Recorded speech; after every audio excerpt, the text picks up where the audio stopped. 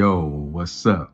Man, I have to take a couple of days to let it all soak in. The latest Spike Lee joint, Highest, Lowest, featuring my main man, Denzel Washington. My movie experience was quite unique.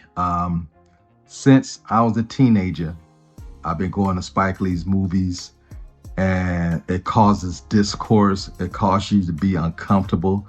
It causes you to look in the mirror and question your blackness. I mean, that's why I love Spike Lee so much.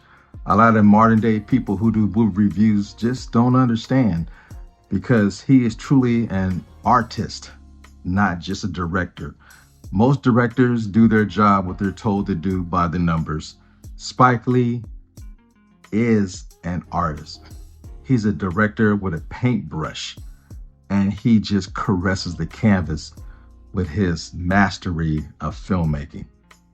And this movie had a small rollout as far as dates in the theater. Production was on a grand scale, though. Say what you want about the marketing of this film, it wasn't the best. That last week, they really ramped it up. A lot of interviews, a lot of press junkets. But Apple funded this movie, and A24 distributed the movie.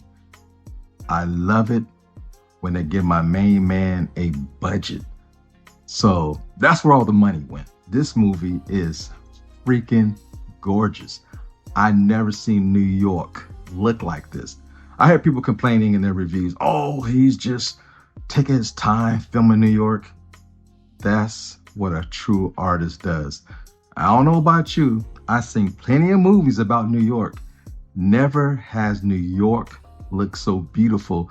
And that was the point he was trying to make, because this movie is about a man who has money, who lives in a penthouse. He sees New York different than everybody else who's down here. He's the highest, they're the lowest. So you got his perspective of what New York looks like through the lens of Spike Lee.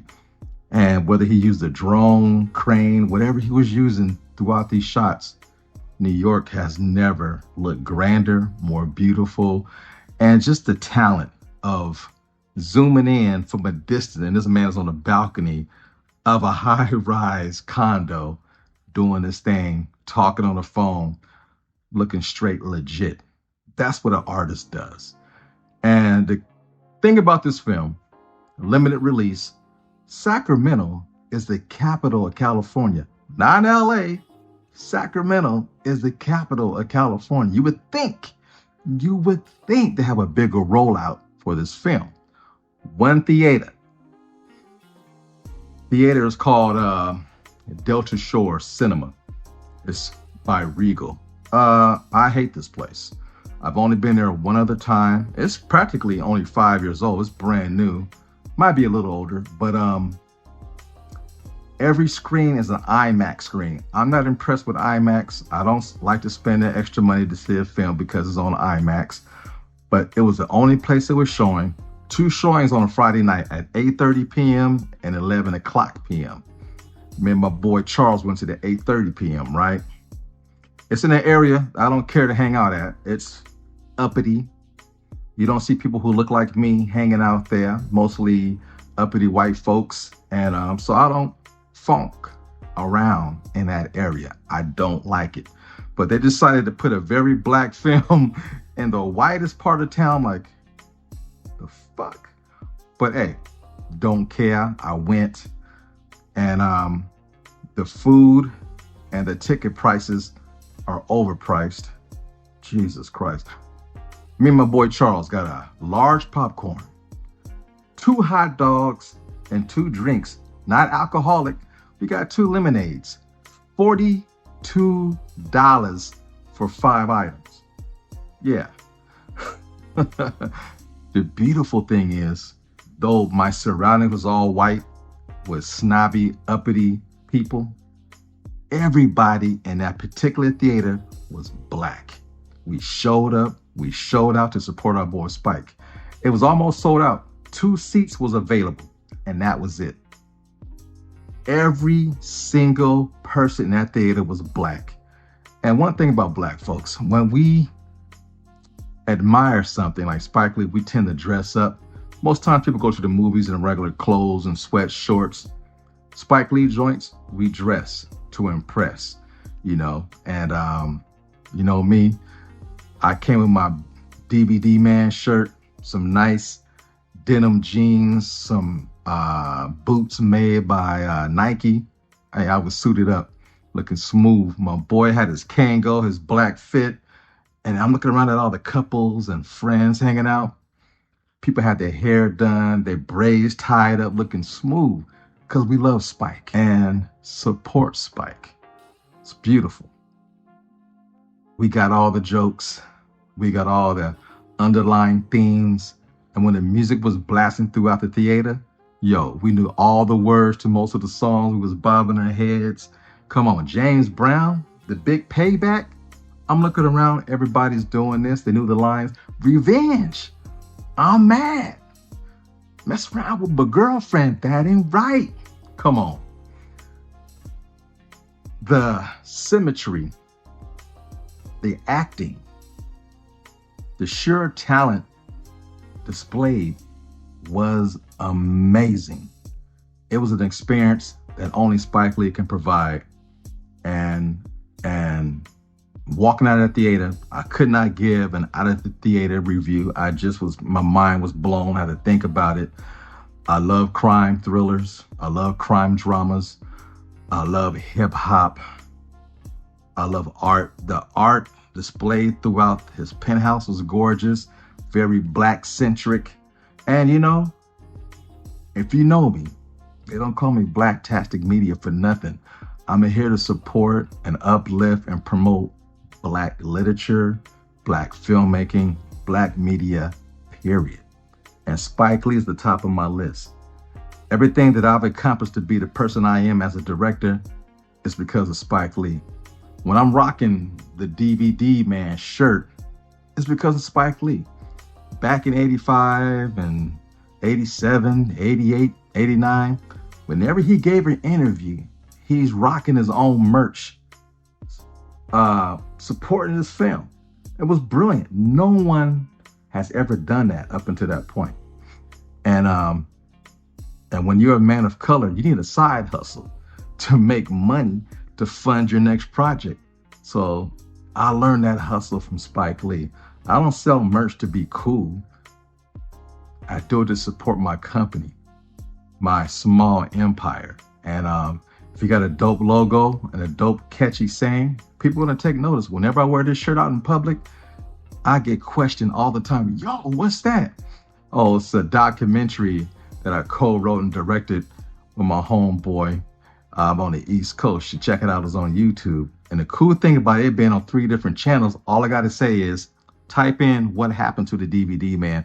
I don't care what channel it goes to. It might go to Rashad G, it might go to mine, it might go to my boy Q, as long as you watch the film. And that's a hustle I also learned from Spike Lee. You uplift your brothers and you support your brothers. And this film is classic Spike Lee. The music, the score, the piano, people complaining, it's melodramatic, the music, and when they're talking, and all of Spike Lee films are like that. Idiots, pay attention. Do the Right Thing is no different. They're complaining about his wife. She's melodramatic, she's overacting. Have you seen other Spike Lee films? A lot of the females play the same type of role. Spike Lee has a background in theater. He frames his shots like he's watching a play. That's his background. So of course he's gonna cross over into film. So most actors and actresses in his movies overact because of the background of theater.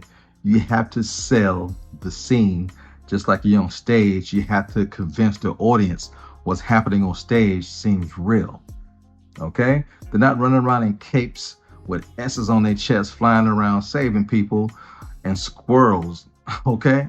It's depicting real life. A$AP Rocky did a solid job Denzel stole every scene he was in. Jeffrey Wright, dude is just magnetic. When he's on film, you can't help it. And the film's relatable. A lot of you guys don't have my type of lifestyle that I grew up. So I know guys, I got brothers who are ex-cons, been in the system. So if something's going on, they can make a phone call and get a situation dealt with. Those are the kind of people I hang around, and those are the type of people I grew up with. And, you know, my family's like the Black Mafia for a reason. I got some real live people that do work in my family. So it was relatable. Growing up with somebody who did a bid in prison, and when they got out, you gave them a job. You opened up your home to him and his son.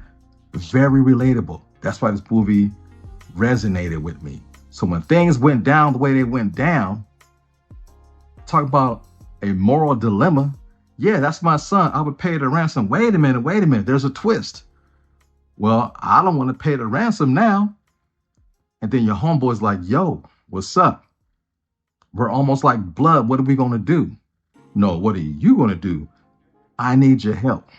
And when money gets involved, it gets messy, and it tests your leadership qualities as a husband, as a company owner, and also as a best friend and a godfather. This movie has it all. Eddie Palmieri, Latin jazz musician, one of the greatest, grew up in New York, recently passed away. He's in this movie. He has a cameo that's unbelievable. And they dress the streets of New York like Puerto Rico. And there's a number that they play, one of his famous songs, and a very important chase scene throughout the movie. So this movie has everything, man.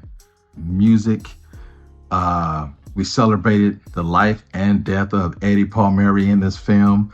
A lot of new talent in this film. A young lady who's a Instagram girl, singing, trying to make it. My man seen her videos on Instagram. My man Spike got in contact with her. She couldn't believe it. It is coming from the official account of Spike Lee. Yes, she's in the film.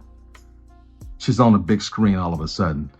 Dude, your hopes and dreams can come true.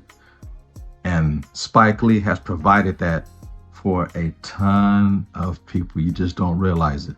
People that you like, Spike Lee helped get on the map. And you're talking about overdramatic acting. Hell, Samuel L. Jackson is notorious for that. Guess what his theater background is? Yeah, theater background. Before he was making movies with Spike Lee, he was on stage performing. So you YouTubers and people who review movies, get all your knowledge straight before you speak on things. And we're witnessing a legend doing this thing. You know, time is short. Everybody's getting older. How many more times we can see something like this? Real filmmaking, no special effects, no DC Comics, no Marvel. Real filmmaking at its finest from a Black perspective.